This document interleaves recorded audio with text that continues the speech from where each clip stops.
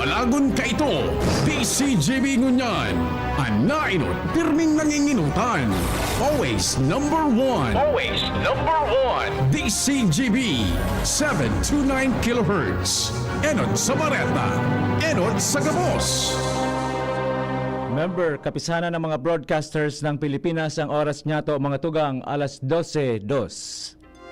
Ipinipresentar kan Radyo DCGB ang kabilugan kan mga baretang kinalap kan pinagsarong puwersa kan News Center asin Mega Force Patrol. DCGB Bareta alas 12. DCGB Bareta alas 12. Mga pinakahuling pangyayari sa Kabikolan, sa nasyon asin ibang parte kan kinaban. Ibabareta na ngunyan.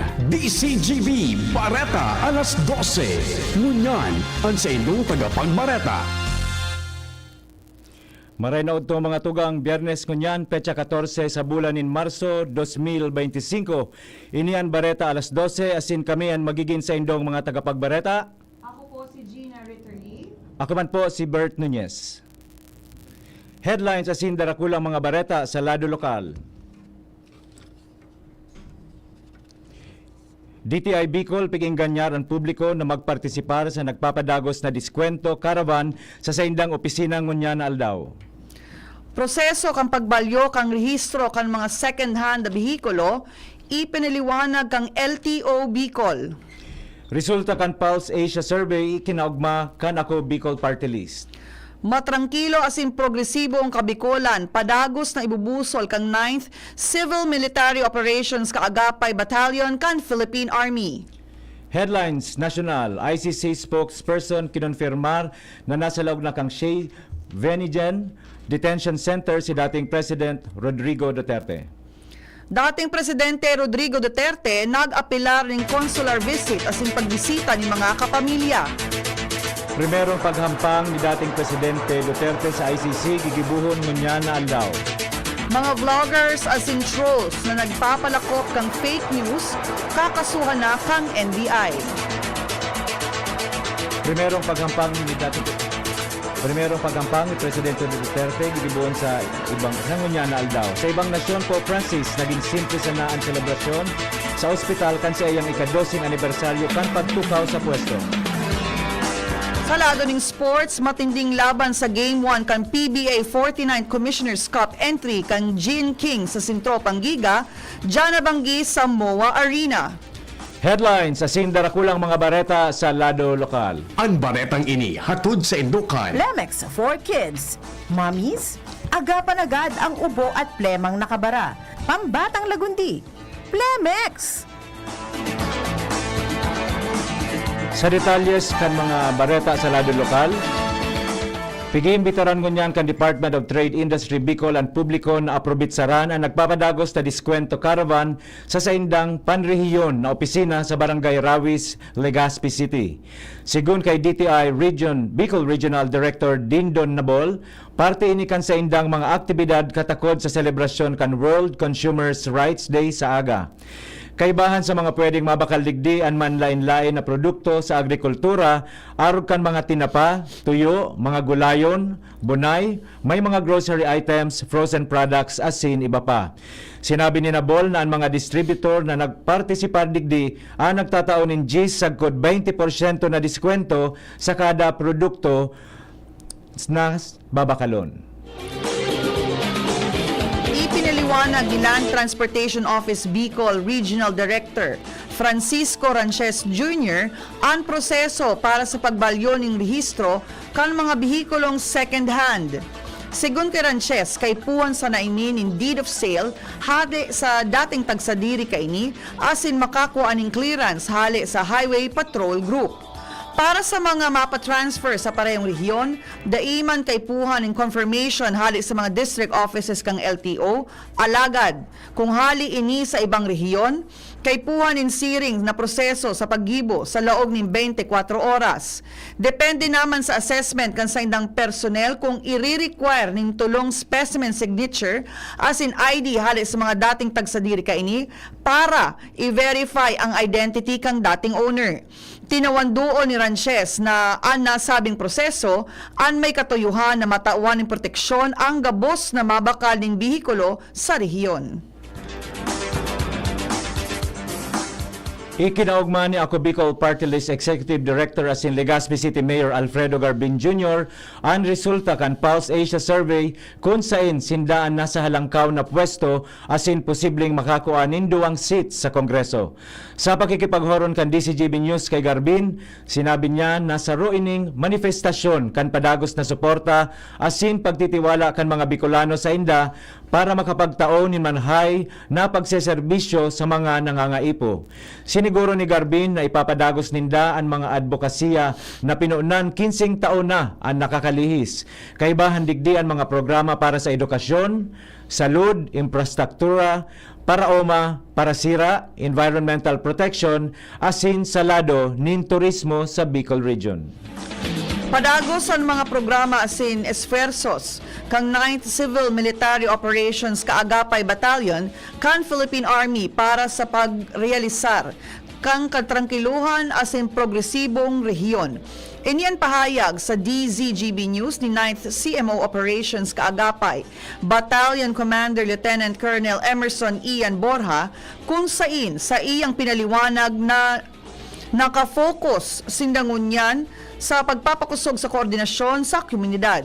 Sinabi ni Borja na dakulang papel kan mga civilian organization alaylan sa katuwang ninda ini sa pag-implementar nin mga programa asin interbensyon para sa mga dating rebelde, sa hobenes, kababaihan asin sa iba pang sektor sa Kabikulan. Bako kontrolado kan Albay Electric Cooperative Incorporated o ALECO ang pagpurupalsok kan kuryente sa probinsya lalo na kun banggi. Iniyan ipinaliwanag sa DCGB News ni ALECO Board Chairman Ed Gumba makalihis ang brownout na namamatayan sa manlain-lain na munisipyo asin syudad sa Albay. Sigun kay Gumba, dahil sa sobrang init kan panahon, naapektaran kaini ang transmission as in power supply hali sa National Grid Corporation of the Philippines o NGCP. Mantang halangkaw man ang konsumo kan publiko dahil sa mainit kaya nagpa-fluctuate ang kuryente. Sa ibong kaini, siniguro man ni Gumba na padagos ang pag-inguwa kan ALECO na makapagtaonin marhay na serbisyo sa saindang miyembros konsumidores. Ang baretang ini hatod sa Indukan. Artisan Joint Supplement. Bumabagal ang galaw dahil sa joint pain at arthritis. Mod Artisan. Conduct your activities at your own risk. Ini ang kasimbagan kan Commission on Election Albay sa naging kahagadan kan Department of Education Albay Schools Division na exemption para sa saindang mga aktibidad ngunyan na peryodo kan election band. Ini ang naku ang informasyon kan DCGB News kay Albay Provincial Legal Office Head Judge Noel Rubio makalihis na ginibong pagtiripon ninda kan nakalihis na aldaw kaibahan ang nasabing opisina. Segun kay Rubio, pigtugutan kang komisyon ang mga aktibidad kan sa lado nin edukasyon alagad kay puhan nindang siguraduhon na wara nin mabayular sa mga polisiya na nakapalaman sa eksistidong election code lalo na nagpapaharani ng eleksyon sa Mayo 12. Ang baretang ini hatod sa Indukan. New Cobra Rice Energy Drink. Less sugar, less caffeine, kaya swabing energy. Pikinggan niya kan lokal na gobyerno kan Hubelyar Albay ang publiko na magpartisipar sa mobile blood donation activity sa Miyerkules, Marso 19 sa Sitio Lilibdon, Barangay Maugog. Sa pakikipaghoron kan DCGB News sa alkalde kan munisipyo, pagininda ini para matabangan ang blood bank kan probinsya na makatipon nin supisyenteng numero nin bag nin dugo para sa mga pasyenteng nangangaipo kaini. Enot naman na nagpaabot sa DCGB News nin concern ang mga kapamilya kan mga pasyenteng nasa Josefina Belmonte Duran Albay Provincial Hospital dahil sa kadifisilan na makakuha nin dugo hali sa nasabing opisina kung kaya nagahanap na sa nasinda nin donor para makabakal nin dugo. Ang baretang ini hatod sa Indukan. Plemex. Pag may ubo o hika, Plemex agad. Basta lagundi, Plemex. Nasa 50 ang mga national trekkers ang piglalauman na magpartisipar sa tulong aldaw na Women's Climb may titulong Manay, Matibay ang Pinay na pinuunan na aldaw sagkod sa Marso 16 sa Mount Malinaw, Malinaw, Albay. Segun sa Albay Provincial Information Office, ang aktibidad pinanginutan kang Provincial Tourism Culture and Arts Office as in ang Citizen of Albay Mountain Protector and Organization of Nature's Enthusiasts bilang parte kang selebrasyon kang National Women's Month 2025. Objeto kay ni na maipahiling ang gayon kang probinsya asin kang rehiyon asin marekognisar ang kapasidad kan mga babae sa komunidad. Nakapagtaon na ang Department of Social Welfare and Development Bicol nin sobra sa 4 milyon pesos na kantidad nin tabang sa 353 na pamilya na apektado kan sulo sa Purok 1, Barangay Banuyo, Pilar, Sorsogon, Kasuhapon. Sa informasyon ay pinaluwas kan DSWD Bicol, 260 nakaharungan ang tinumpos nin kalayo kun kaya para mientras na nagsisirong ang mga pamilya sa covered courts kan Barangay Banuyo asin Bonifacio.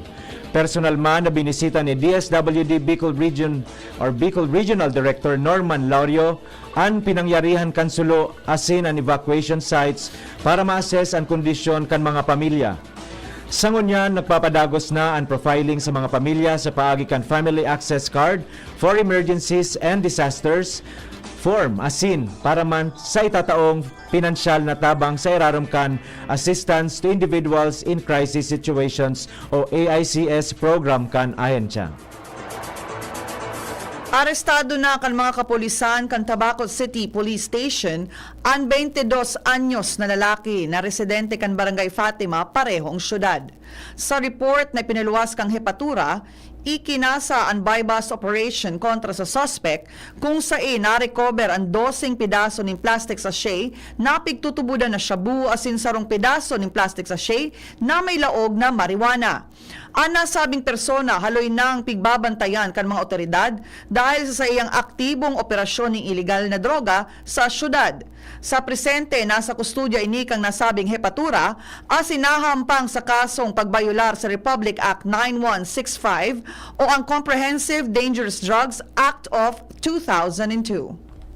Mga tugang primerong party po iyan kan sa tuyang Bareta alas 12 sa Bareta Niato sa Lado Nasyonal, ibang nasyon asin iba pa pagkatapos kaini. Bakunang angat, serbisyong dapat. Sa presyong abot kaya at matapat. Lahat ng yan, nasa Rabvax. Nakagat o nakalmot ka ba? Huwag mag-alala. Rabvax Animal Bite Center ang inyong kaagapay para sa pinagkakatiwalaan, mura, ligtas at siguradong proteksyon laban sa rabies. Bukas po kami 8 a.m. to 5 p.m. mula Lunes hanggang Sabado. 8 a.m. to 12 na naman every Sunday.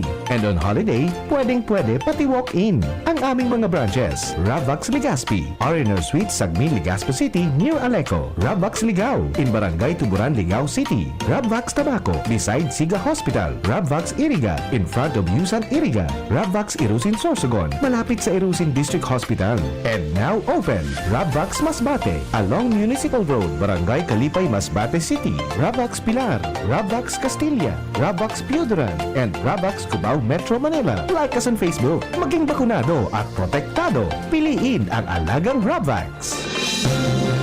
Mga tugang, abangan ta ang paglunsar kan pinakabagong programa digdi sa DCGB Radio. Ang programang mahatod ning mga impormasyon, mga istoryang kapupurutan nin inspirasyon na naidulot kan pagtatrabangan ganing maiangat ang pagkabuhay kan mga Bicolanong paraomang benepisyaryo sa maabot na ika-24 kan Enero 2025 alas 10:30 hasta alas 11 nin pagkaaga. Magantabay asin maghinanyog sa kape asin baretang agraryo.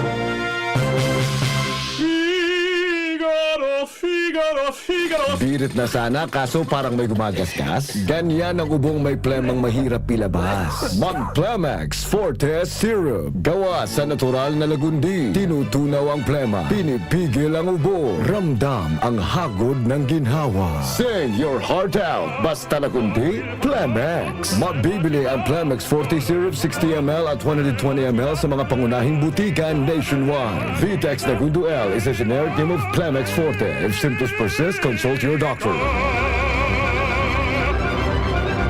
Pre, makinig ka muna. Payong kaibigan lang ha. Work hard, play hard. Yan ang motto ko dati. Pero nakakapagod din pala katagalan. Sa gitna ng lahat ng mga puyat, inom at pagkain ng masasarap, kasama na ang oily at fatty foods, kailangan pa ring bantayan ang kalusugan. Tamang kontrol ang kailangan. Katuwang ko, ang Liverade. May silimarin na maaring makatulong protektahan ang atay. Cheers to more good times. Be a liver lover. Mahalagang paalala, ang Liverade ay hindi gamot at hindi dapat gamitin paggamot sa anumang uri ng sakit. Ang good drinks at good food, perfect combo. Isama pa ang Liverade para sa kalusugan ng atay. Mabibili sa mga leading drugstores nationwide. May iba't ibang karamdaman ka ba gaya ng high blood pressure, diabetes, sakit sa puso, sa kidney, sa atay, may myoma, na stroke, may gallstones, cancer at marami pang iba? Ang Amazing 4 ng Miracle Health Corporation ang subukan mo. Makakatulong dahil mula ito sa epektibong Amazing Trio at mas lalo pang pinalakas dahil sa Mega 1 na mayroong 21 sangkap. Subok ng nagpapalakas ng immune system at marami na ang mga natulungan na mayroong iba't ibang karamdaman. Huwag nang patagalin pa. Alina't magpakonsulta. Maaaring pumunta kay Doc Joey Bitito sa Barangay 18, Cabangan West, Legazpi City, kaharap lang ng Bangko Sentral ng Pilipinas. O tumawag sa 0998-975-8121 or 0917-853-8933 para sa free consultation sa natural medicine. Mapapanood din ang serbisyong natural, kalusugan at bayanihan sa YouTube channel at sa Facebook page na Doc Joey Bitito.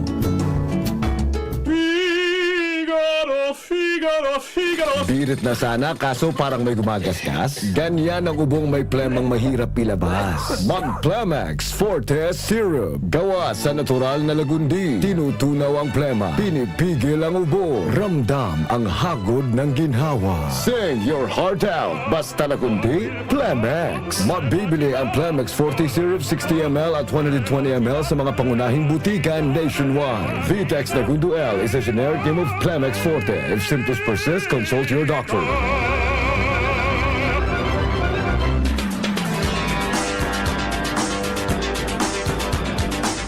Para sa mga detalles kan mga bareta sa lado nasyonal, nasa kustodiya kan International Criminal Court o ICC asin sa detention facility kan Scheveningen sa The Hague, Netherlands si dating Presidente Rodrigo Duterte. Ini ang kinonfirmar kan tagapagtaram kan ICC. Ang pahayag ginibo matapos na sabiho ni dating Executive Secretary Salvador Medialdia na daininda-aram kunhain na si Duterte matapos na mapabareta na wara ini sa laog kan pasilidad.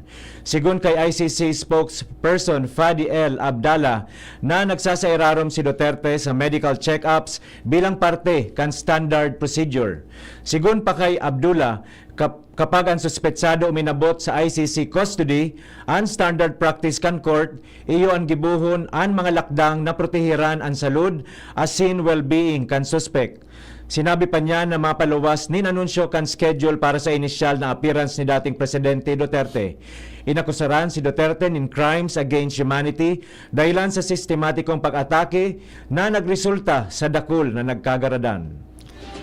Hinagad ni dating Presidente Rodrigo Duterte na makahuro ng consular officer ang Embahada ng Pilipinas sa the Netherlands. Segun sa Embahada, nakaresibisinde ning apod sa dating Presidente bandang alas 10:44 ng banggi, kan Huwebes, oras digdi sa Pilipinas, may kinaaraman sa kahagadan kaini. Dagdag pa kaini na nagsairarom siya sa medical check-up asin naging marhayman ang kamugtakan kang sa iyang salud. Naghirit man ini sa registry kang International Criminal Court na magkondukta lamang ng consular visit. Kaibahan pa sa hinagad kan dating presidente na kung pwede, bisitahon siya kan sa iyang mga abogado asin miyembro kan pamilya. Kinonfirmar man kang embahada na nakahuron na ni dating presidente ang dating Executive Secretary Salvador Mediadilla na nagtitindog bilang saro sa mga abogado niya. Enot nang nagpahayag ng kaaditan si Mediadilla na dai kaini nahiling ang dating presidente kan nagbisita siya sa The Hague Penitentiary Institution, alagad sinabi kan ICC na nagdumansa na sinda sa ospital kaibahan si Duterte para magpa-check up. Nakatalaan na maghampang sa primerong pagkakataon si dating Presidente Rodrigo Duterte sa International Criminal Court o ICC ngunya na aldaw. Sigun sa ICC, gigibuhon ang pag-atindir kan dating Presidente sa oras na alas 9 nin Banggi, ngunya na Biyernes, Marso 14, oras digdi sa Pilipinas. Base sa regulasyon kan ICC na nasa primerong pagkakataon, kukumpirma runinda ang sa iyang pagkatawo. Asin ang lengguwaheng gagamiton sa pagdangog, asin ang kasong kinakatubang bago magtalaan giraray nin mga pagdangog.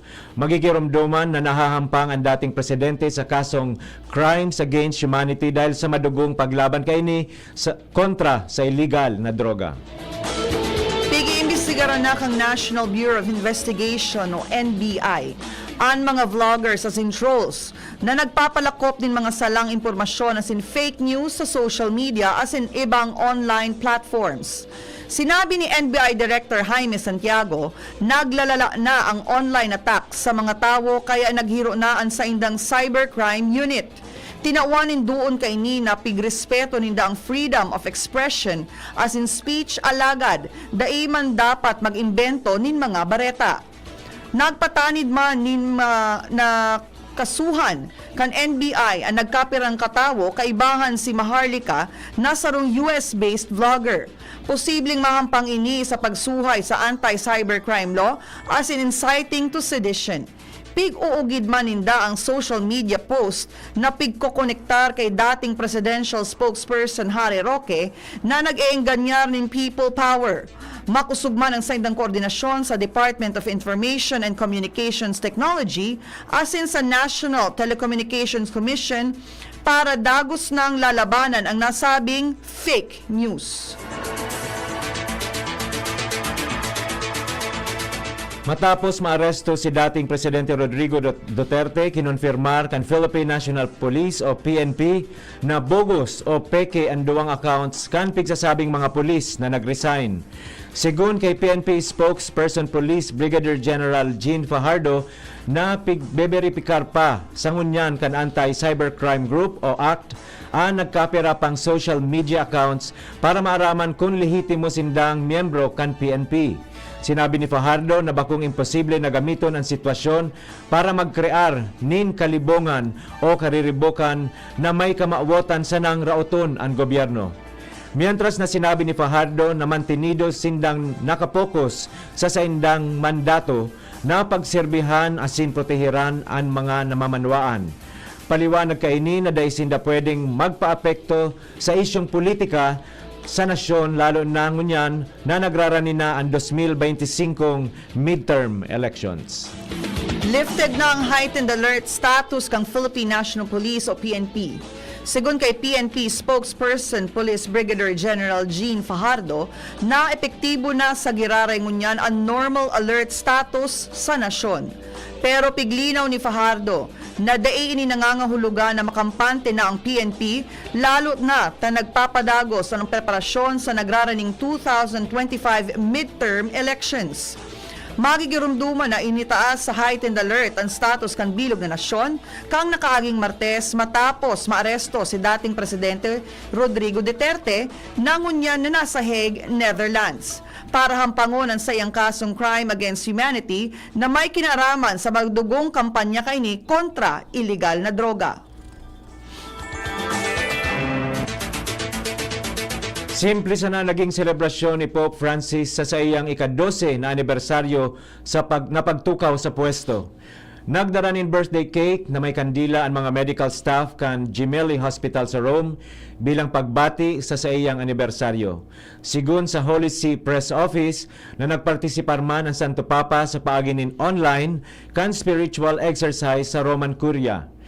Ipinagpadagos man kan Santo Papa ang sa iyang respiratory therapy kung sa inpig sa salidahan kaini ang non-invasive mechanical ventilation sa banggi asin high flow oxygenation sa nasal cannulas sa pagkaaga. Sa sarong bulan na pagtinir kaini sa ospital, mas maray na iningunyan kumpara kan mga primero sagkod tulong simana kan Santo Papa. Dayman masiguro pa kan Vatican kung sagkod no arin sinda matinir sa nasabing ospital. Sa Bareta Niato sa lado ng sports, mag-uumbasan sa 1-0 lead ang TNT Tropang Giga asin Barangay Ginebra sa Game 1 kan Season 49 PBA Commissioner's Cup. Maglalaban ang Tropang Giga asin Gin Kings dyan alas 7:30 ng Banggi sa MOA Arena sa Pasay City. Ini ang ikatulong pagkakataon na maeskaramusa ang Corona ang TNT asin Ginebra matapos ang Season 48 asin 49 PBA Governors Cup kung saan nangibabaw ang PLDT franchise sa saindang Best of 7 Championship Series sa parehong 4-2 pagtapos kan kawat. Alagad kumpiyansa ngunya ng Gin Kings na baluson ang Tropang Giga, ngunit kumpiyansa ngayon ng Gin Kings na mareresbakan ang Tropang Giga.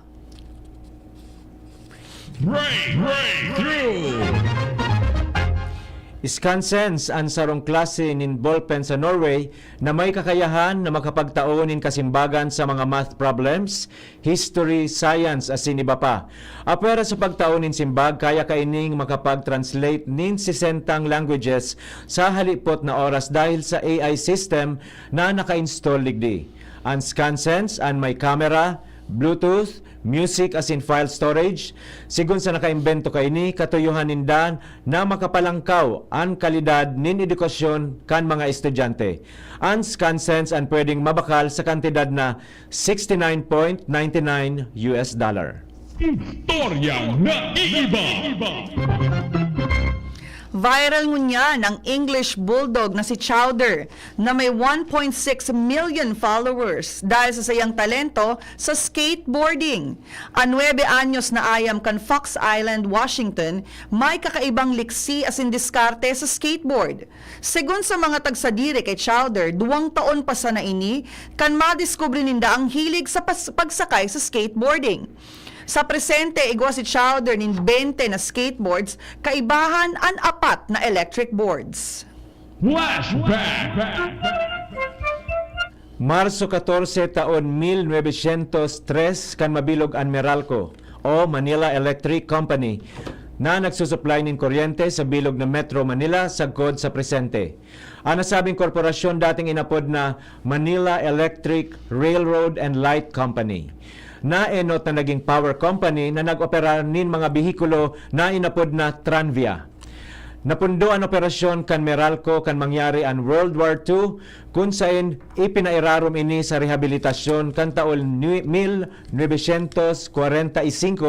kan taon 1962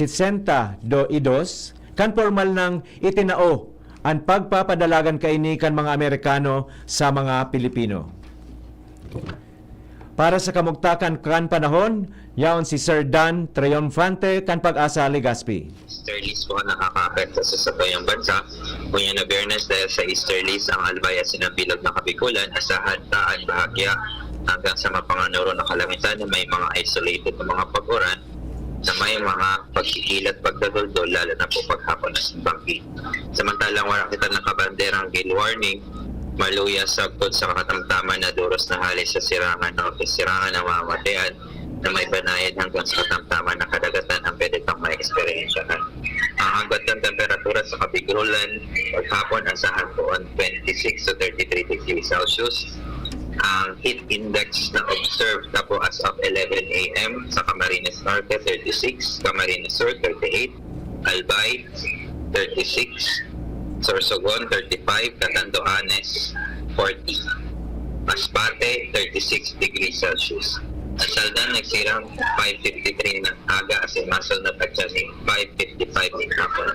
At yan lang later sa dito sa weather forecasting ng Pag-asa Southern Luzon. Ako si Jan Triumphante, narinig ka. Salamat po Sir Dan Triumphante kan Pag-asa Legazpi City. Mga tugang iyan po ang kabilugan kan sa tuyang alas 12 mga bareta. Tinipon asin kinalap sa DCGB News Base sa nakalihis na 6 oras. Sa pangaran kan mga nagsurat kan bareta na pinamamayuhan kan sa tuyang News Manager and News Director Sir Mar de la Cruz, kay base na Miss Angel Mustasa, Miss Jenny Matthew Balyaran, sa lado technical katuwang tadyan si Sir June Napoles, Nyaon man sa DCGB Social Media Department si Ms. Shara Leron asin si Mr. Jerome Nico Martinez, ang sa tuyang IT asin si Sir Dan Triumphante kan Pag-asa Legazpi.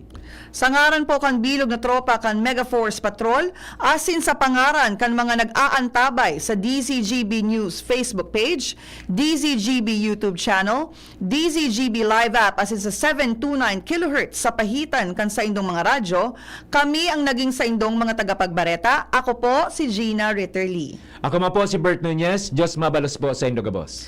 And pa-shoutout po, happy lunchtime to our family dentist and good friend na si Doc Tet of UEM Dental Hub. Nagpapasalamat naman po kami kay Sir King Reginaldo sa perming pag-share kan sa tuyang Facebook page, as in Facebook program. As in, binabati ko man po ang Philippine Association of Civil Registrars na pinamamayuhan ni Ma'am Lucy Flores, kay man po sina Ma'am Remy, Sir Tom, and Ma'am Cherry, Sir Bitoy, Sir Joel Carrascal, Sir Brit, as in mga kaiba ninda, si Sir Bayaw. Happy viewing din po sa tuyong amigong permi naghihiling po sa tuya si Sir Chadi Avila Velasco kan Bernice Resort Hotel kan Ligao City, Ma'am Feliz Marabella, asin kay Ma'am Josephine Lee. Diyos mabalos po sa Indogabos. Happy lunchtime! Happy lunchtime, everyone. Nadangog ang mga darakulang bareta, unyan aldaw, ang tabayan ng giraray sa aga, ang sarupang edisyon kan DCGB, Bareta alas 12. Abangan